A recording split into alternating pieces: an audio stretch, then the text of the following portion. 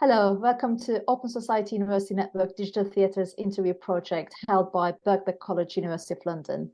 My name is Dr. Seda Ilter. I'm a lecturer at Birkbeck College, and today I am with digital theatre practitioner, dramaturg and educator Beatriz Cabur. Let me tell you briefly about the project, and I will have some questions to ask to Beatriz about digital theatre. So this project called Digital Theatres Interview Project aims to conduct interviews with theatre and performance artists around the world who have lived and worked through the COVID-19 global pandemic, exploring the ways in which they have continued or perhaps not continued to experiment with digital technologies since the initial breakout. So today my questions are going to be geared towards that experience, but also kind of asking questions about Beatriz's practice before the pandemic. So Great. Let's go. Thank you. Let's do it. Okay, so let me start with the question, with kind of the general question, so that the listeners can have an idea of what your work is like. So when and why did you start using digital technologies in your theatre work? Okay, hello everyone. How are you? I'm very happy to be here and very honored to be part of this project. And the question was, I'm going to start with why. Why did I start using digital technologies? And then I'll tell you when. The why, it's because I've always been interested in technology, and especially in the relationships that we establish with the technology. And what does it mean? How does it make us feel? And in this matter, there's always people who are more comfortable with the technology, and they're always proud to be. You know, it's like this is my skill or something. And then others are reluctant or ashamed to not be technological enough.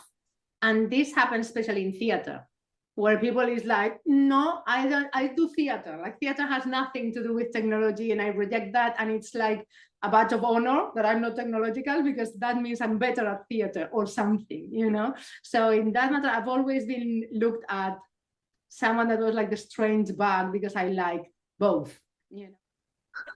So I have two main references. The first one is a movie called The Purple Rose of Cairo from ages ago. Do you remember that movie? Yeah, I do. Okay, I'll explain a little bit for the younger generations. It's the story of a character named Tom who leaves the fictional film and enters the real world. And he goes from his world, which is behind the screen or in the screen, which is there for us, into our world, which is here. And this there and here is always resonating in my work. And then we can talk a little bit about it later. And there's in the movie, there's a woman called Cecilia who's watching the film over and over and over. And one day the character breaks the fourth wall and emerges into, he's still black and white, he's into our world. And then he tells Cecilia that he's attracted to her because he's seen her like 6 times. And he's like, what? You are seeing me too. So she takes him in New Jersey, I think, and then he takes her in the film, and then they fall in love, blah, blah, blah. So what was interesting for me is like when we're in front of a screen, we establish this relationship from here, where we are, with the other side, with you, like us right now. Yeah. Look there. Yeah. And then the in-between, which is the space where everything is happening. It's like, where are we right now, right? It's like we can even think of it as a physical space, and it's magical. It's very weird, isn't it? Yeah. And then poor Tom and Cecilia could never work because there was no in-between space for them. It was either his space or her space. So there was nothing, it was ages before this. So 12 years after that, this is the other reference, in the Albany Theatre in Madrid, there was a show called Elsinore that was directed by Robert Lepage, the Canadian theatre director. Yeah. And then, have you watched it? No, I haven't, but I know of it, yeah.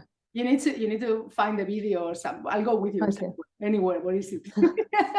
Okay. I think I went the first time with a free ticket because I was studying in university and we were getting tickets to go see everything. And I think I paid like 200 euros the next day to go see it again. And I was so impressed. So the example that I want to give you and how he was using the cameras and all the technology that was in the show. It was, for example, in the scene between Hamlet, Rosencrantz, and Guildenstern, there was the back of the stage was divided in 3 panels, 1/4, 2/4, and 1/4, right? And they were all moving, all directions and ways and everywhere. And then in the central one, it was 2/4. There was a circle that was also spinning at times when he did it, and then a threshold in the middle of that. Okay. Right? It was, you could do all sorts of things with that. So in this scene, that was Rosencrantz, Guildenstern, and Hamlet, Hamlet was going upstairs, staying in the threshold, and then he looked at Rosencrantz, where Rosencrantz was supposed to be, and he said, hello, or whatever. And then his screen appeared massive in the panel where behind Rosencrantz was supposed to be. And then he turned and he says, hello, Guildenstern. And then his face is massive here as well. So we're never seeing any of these characters, nor anything that's happening with Hamlet, but they're there. And then we are seeing them through Hamlet's eyes. Oh, right? Okay, yeah. So how he reacts to them, it's like what we are seeing is the actor's eyes seeing them. And then we are empathizing with the vision. So Rosencrantz and Guildenstern materialize in us. You know, it's like, where are they? Which is, this question has come back so many times in my life. Like, where's the stage? Where is the reality? And it's over and over. It becomes one inside of the spectator's mind. Yeah. Which is how we can build, you know, this kind of theater, because all the elements get into us somehow. So this scene, like, there were other things happening that wasn't, you know, this kind of digital theater. There was, like, I give you an extra thing. For it was the scene with Hamlet's mommy. Right? Imagine this for the center. The actor was here, and then this turn and fall on him, and it was a dress. Oh wow! Okay. So it was like the thing fell on him like this. 2/4 of the stage were a massive dress, and that was it. And he took it out, put it back. So imagine the versatility of that thing. But the game, the play with the cameras, that's a precursor of telepresence in theater. Yeah. Like we can and I think it'd be a good idea for the listeners to maybe kind of pause the video as they're listening to this and maybe kind of look at the images, so that you know, as they're listening to us, they might have some visual kind of maps and kind of images to help them understand these examples. But sounds fascinating. This is kind of linked to my question, I suppose, because as you said, you were really inspired by these 2 examples, and I'm sure many more. But how did you practice involve digital technologies prior to the pandemic? Because obviously for the general audience, there's a sense that as if digital technologies came to the theatre, or people started kind of practicing with digital technologies as the pandemic happens, but obviously this is not the case. So you're one example of that. So can you tell us how your practice involved digital technologies before the pandemic? Yes. The first show I used them in, I'm ashamed, it was 2001. Yeah. So this is the show for which I had some budget, because we were like celebrating the European Year of the Languages in Europe. So all the culture institutes were pulling together like a big budget to do like theater and art all over Europe. So I don't want to say in charge, but I was responsible for shows in Spain. And I did one for the Cervantes Institute, and then another one that was paid by the City Hall of Madrid, blah, blah, blah. So we had this idea, and it was supposed to be like, you know, like advanced, innovative, all of that, because we were kind of showing off to other countries, you know, so this little competition going on, like what are the others going to do? So what I did was a show that was based on Arthur Schnitzler's La Ronde, you know, the play, Okay, Mm-hmm. so we wanted to do the circular structure, but what the characters were passing, it was a dictionary. So, Okay, yeah. so one was losing it and finding it, and then there was like, we were showing that Madrid was very multicultural, right? And then you could talk to everyone, and then there was some conflict, some things, and then the characters were saved by the power of language and technology. Mm-hmm. And we shot the whole thing in Madrid, and then the characters were on stage. The dictionary was coming in and out of the screen, and they were like becoming the characters in the screen, coming out of it. There was like a whole game with it. And actually, I was like, I don't have images of that, but I watched something very similar in Eurovision 2 days ago. Yeah. And I was like, I think it was a Ukraine song, and he was coming out of the screen and moving, and then the arm was changing in the screen, and then he was taking out. Is that kind of interactivity with the screen? Yeah. Happening since 1960s, but still a little bit of a wow factor. Yeah. 60 years later. So that was the first one. And then after that one, I've done so many things that it was like, I mean, 2003, I did a show called Just Do It.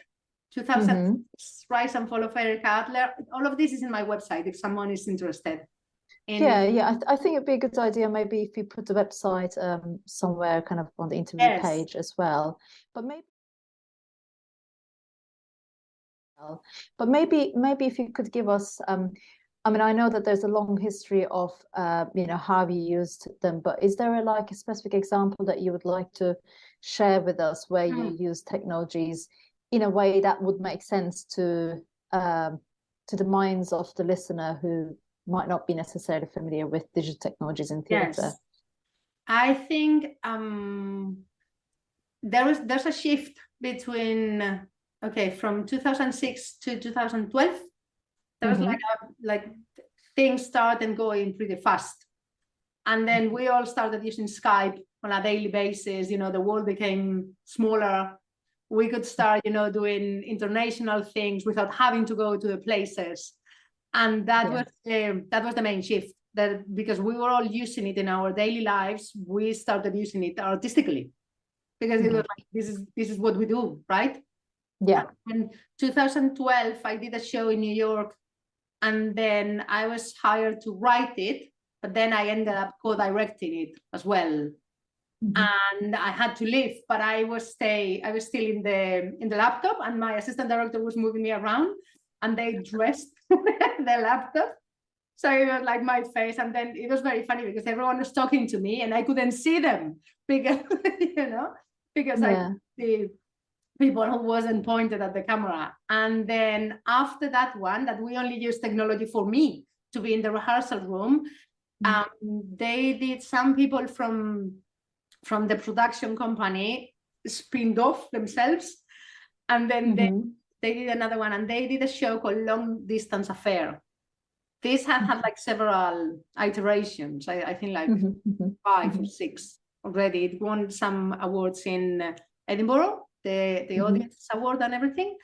And then I participated in 2 editions. There was one that I directed, a horror show, and I was so amazed it worked. I will recommend it to anybody. It's my first experience and I love it. It's incredible. The whole experience is incredible.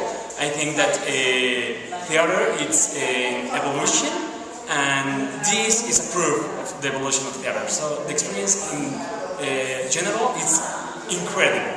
The actress was in Spain, the audience was in Mexico, and they were scared.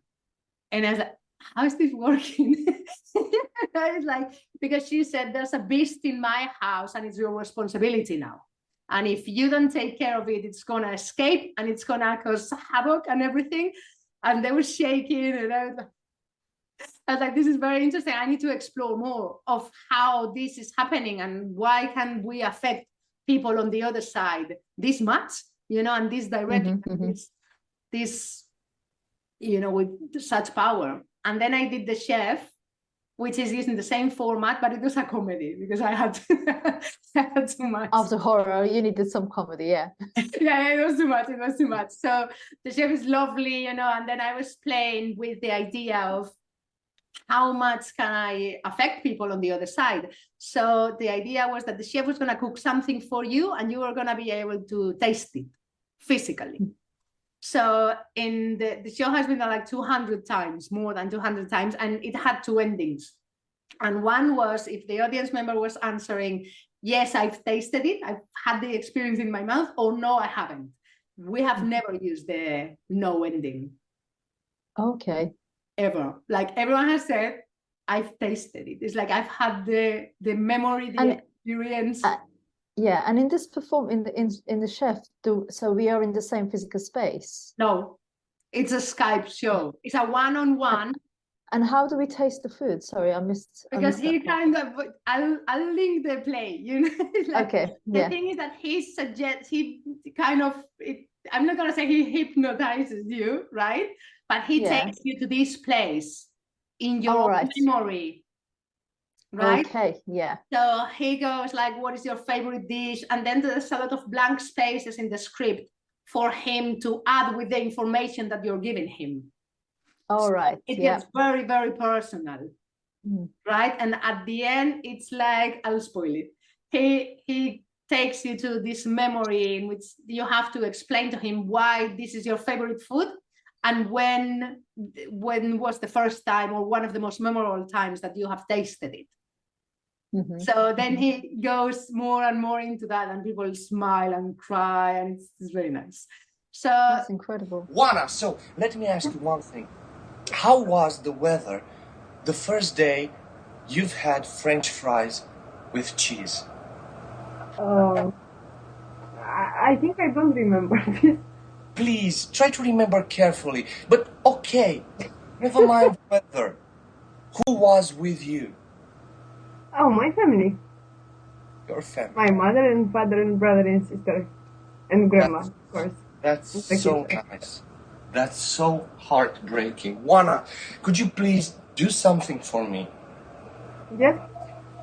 Could you please try to remember carefully the moment in which you've had the plate in front of you, just before you've tasted the food. Stay there for a second, please. Now, close your eyes.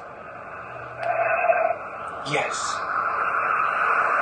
Remember how its smell got to you, how you started salivating before you even tried it. The anticipation, the joy. Look at it.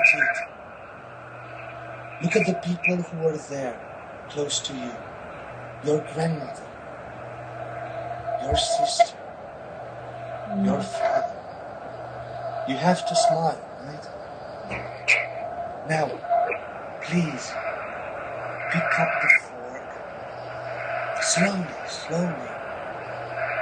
And taste it. Now open your eyes. Ta-da! How was it? I'm hungry now. I'm home now. You're too, I think. We feel safe, right? We are in our space. There's this intimacy, you know, that you cannot, if I take you on a stage, you're not going to relax the same way that you can do if I tell you right now, close your eyes. You know, it's other thing. So that was very special. And every time I've done something in the digital world, I do also normal theater, right? Or more traditional and everything.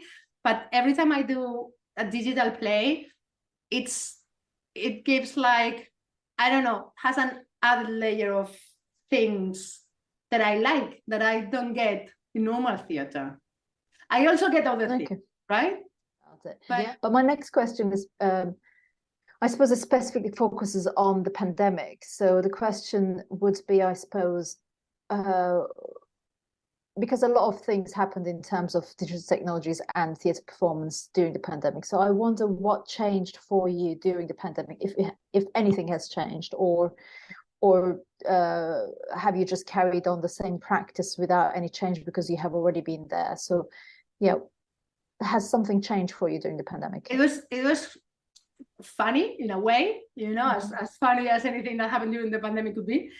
Because what changed for me is like people started being interested in what I was doing, and I was like, it was fun, right? It was like, okay, now you care. Okay, I'll tell you. And then I think they obviously wanted to know how to do it themselves, right? And it's like, where can I learn from? What have you done? Let's see if what you've done is interesting, or if we can apply this in any way. So I was invited to speak in the Dramaturgs of the UK network, something like that. Yeah, the Dramaturgs Network. Yeah. Yes, that one. And I was pretty apprehensive at the beginning, because I was like, I respect all these people. I was like a little bit scared and everything. And then I started speaking, and they were like, it was like, okay, I can relax. Because what happens for the few of us who have been doing this for a long time is that we obviously know more than the average theater maker. So that gives you like a little bit of, confidence. Yes. Anyway, that changed. I was invited to speak in national television shows in different countries. And I was invited to write essays for theater magazines and for normal newspapers as well. And then because I was, in the international theater circuit, I was asked as well, like, what's happening here, what's happening there, as a point of reference for different, like for US, UK, Spain, and then a little bit of Southern Europe. And I don't know what they were doing in Northern Europe. I think you did. Have you not done Slovenia? Yes. That's what I remember. Yeah, that was so funny. They hated it. It's like they were all like, yes, they were all mad at it, right? They didn't want to invest. They were like looking at me like, why do you like it? Like they were just hoping for it to pass, right? Like, okay, we have to do this, but we don't want to. So let's just do it, okay? Hoping that it's going to pass quickly and no one is going to notice that I don't know how to do it.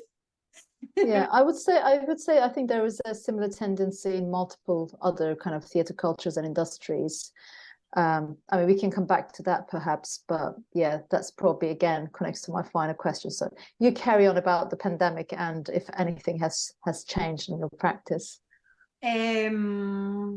Well, I've started teaching because of after all these conferences and meetings and everything, I was like, okay, maybe I should put together some courses or masterclass or something. So I did that.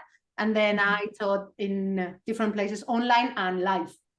And it's different because and I went to the university, to my alma mater to teach one course, and I was very happy because my own teachers were students in that one, and I was like, I love that. It was very nice.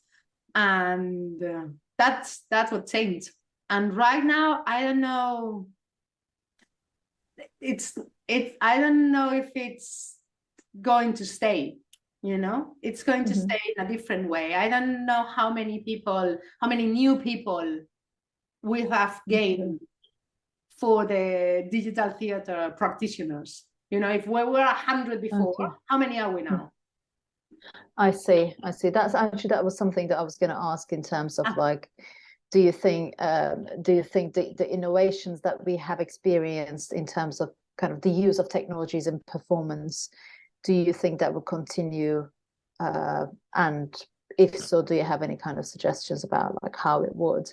But I suppose, maybe kind of labeling as the use of technologies is kind of wrong because technologies have been used in theatre forever. So that's not my point. My point is specifically about digital theatre as a kind of form, or perhaps we might call it a genre within theatre kind of performance. So do you see a future of those innovations? That would be my kind of like one of the final questions, but I'm just going to bring it to the fore. So because it's relevant. Yes. Well, I think that as I was saying, like both institutions and artists fight the trend. And when I was trying to collaborate with different people, it's easier the earlier they were in their career, right? Because it's like if I was calling like actresses that were like very well known in the 50s, for example, they were having so many issues because they weren't feeling comfortable. I think at some point you lose the let's play attitude, right? Let's experiment. It's like not everything you do has to be the best thing you've ever done. You can also, relax a little bit and see how does this work? And then let's start using these tools where I need them, right? But that's so much reluctancy to do it. So I think that the boom of it was as short-lived as the pandemic. And if you go for example, to the Globe Theatre website, they did this thing with the AI. What was it? We watched it. Do you remember? Yeah. What was it called?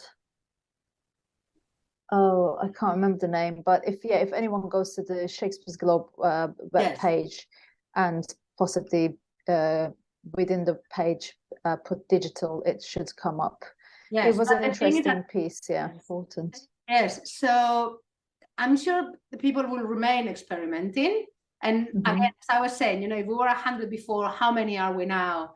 I think I need to do some more research into this because I'm sure more people, like what we saw, someone was doing like geolocated art, sound art, all of these, I think we can all merge all of these things into one kind of Wagner digital space.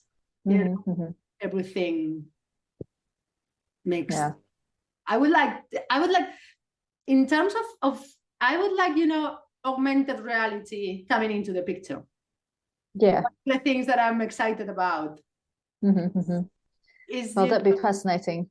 But hopefully we'll see that happening in your work and another work. But yeah, it's I completely understand the kind of practicalities and the kind of financial side of things is always a bit of kind of tricky, I suppose. Going back to the previous question, basically you told us how the pandemic has influenced your work in terms of the kind of academic side of things and getting more kind of educational or kind of more invitations to presentations. That I suppose also kind of answers my question of like how you use digital technologies during the pandemic. I kind of get the sense that you basically have carried on using the technologies in the way that you have been anyway. So the pandemic didn't necessarily do a drastic change. It did. Okay. It did. Because as I was being told, wait. Because as I was being called, to explain what I was doing before and things, I started being called to do things because it was like, now we need people who know how to do this. And I did three things, like main things, and then several small things. One of the big ones was called Childbirth 19, and it's about giving birth in times of the pandemic. And it all started because my cousin had a baby during the pandemic, and it was a nightmare. It was a nightmare, and then it was like 3 days without them letting her take off the mask, in pain, alone. It's like, and it was like, why? We still don't know if these measures are what we need, but we're implementing them in this very weak, segment of the population in this awful moment. And it's like, you don't know how much money we're going to spend in psychologists and therapy, after this. It's insane. So I did a show that I did one before, I think 2, like verbatim shows that I was interviewing people who went through this. And it's quite funny because there's someone studying me in Spain who has, made the connection that I have a motherhood trilogy that I didn't know, what I do. And this is the funny part, is that these are the 3 plays that are based on interviews. And I didn't plan this, it's like there's one called Breakfast at Daddy's, And I wrote that for a New York theater company. They gave me 70 interviews with women from every state, different ages, different social classes. And then I did a show about a black woman that was the morning that she was going to have an abortion, and her father was going to go with her. And at the last moment, he goes, "I'm not going with you." And then all of that. And it's not victimizing anyone. It's not a bad thing. It's like she was going through a divorce. She's in her 30s, starting a new job. Yeah. I just want to do how did you, like, if you take this specific story, for example, how did you use digital technologies for this? That wasn't technological. That's only one of the 18 plays, you know? Okay. So that's one of them. Then the second one was after childbirth. That was called The Mind-Boggling Shrinking Woman, because of the process that some of us go through during pregnancy, childbirth, and everything. And then the last one was Childbirth 19. And Childbirth 19 was the online one, because it happened during the pandemic. Was online because it was the medium for it. That's one thing that it needs to be very clear, that I only do online theater when it makes sense to make the play online. I see. Online because it has to be online. It's not let's just make Hamlet online. I wouldn't do that. Yeah, it's not gimmicky, basically. There's a kind of a proper dramaturgical thinking and rationale behind that. Yeah, yes. That's so, great. for example, the last scene was the main character, because she's a YouTuber. So she was talking to her audience, blah, blah, blah, blah, blah. So it was live stream on YouTube. I see, yeah. But it was theater. And then people say, so why is it theater and not just a live stream? I was like, well, you feel it, don't you? And then we had the audience was gathered in a Zoom room. So, and then she could, because we had this on the stage where she was with me, and then all the audience, she could see them while she was performing. Oh, right. Yeah. Okay. Right. But if you're in the Zoom room, you could still see the live stream on YouTube, and you can watch it now if you want to. But that show has the energy of the audience in it. Here, this is my birth plan. Hospital rooms, intense pain.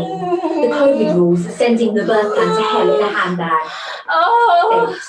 With handbags. People, listen to me. All right, so we have been talking about your practice and, you know, your opinions about what has been happening for you, and what have you been seeing during the kind of pandemic in terms of digital theatre.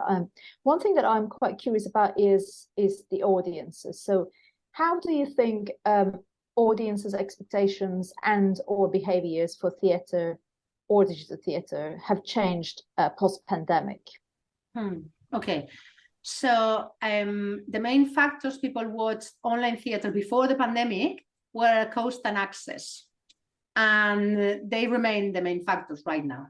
So, and then the main barrier to watch online theatre is the general lack of awareness or information regarding what's going on. So there's a study done by the Arts Council in collaboration with UK Theatre and the Society of London Theatre that is called Life to Digital, Understanding the Impact of Digital Developments in Theatre on Audiences, Production and Distribution. And this study was done in 2016. And, and everything it says is the same. So it's very interesting, because when you ask what has changed, not that many things, right? Because when I read this study, I thought it was post-pandemic, and I was like, wait, 2016, what happened? So there's a couple of things that I want to read to you, because you'll see. One says, audiences do not believe live to digital is a substitute for live theatre. They believe it is a significant and distinct experience. 100% agree. The younger audience survey respondents are more likely than older to watch online theatre. And then those who watch online theatre, this is where it starts to get interesting, are more diverse. Okay. So there's more diversity in the audiences of online theatre than on the audiences of regular theater or people who go to the venue to see the plays. That's very interesting for me, as who do I want to talk to? Where are they? How do I reach them? Right? Yeah. Well, they're here. They're we can reach them online. And then another thing that says, yes, this informs part of a critical and much broader discussion about participation, as raised in the Arts and Humanities Research Council report on cultural value. And the authors argue that Black, Asian, and minority ethnic cultural practice and consumption have been particularly marginalized when discussing participation in cultural activity. So the thing is that this raised the issue. When you see the results, you go like, wait, we weren't considering it when we were studying, the audiences in regular venues. So, and then the final found for me that it's very interesting. It says, quite interestingly, participation in digital performances does not appear to correlate with any decrease in frequency with which audiences report participating in live cultural performances. In fact, those who watch online theater are more likely to attend live cultural performances more frequently than the average theater goer. So I feel really That's impressive. Yeah, that last point is quite impressive, actually. I didn't think about that. That's quite interesting. So yeah, I suppose the listeners or the kind of audiences who are listening to the project might check that document, because it's quite fascinating. And I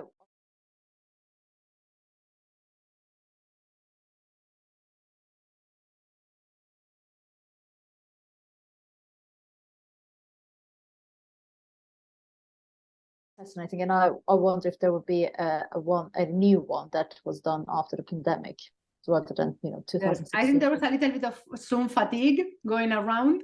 Yeah, right? Fair enough. Yeah, I understand. But we don't have that anymore, do we? It's not that intense.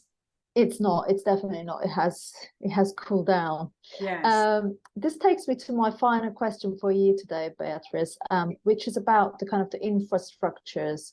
Yes. So, what do you think about what infrastructure, or what kinds of infrastructures, tools, instruments, etc., are needed to sustain innovations in digital theatre? Okay, I think because this is still in its infancy, right, as a mass thing and as an industry overall, we have so many things to improve. I think the first one is ongoing grants, specifically dedicated to research and develop digital theatre. I know the Arts Council is giving out some, because I've got one. I've got two.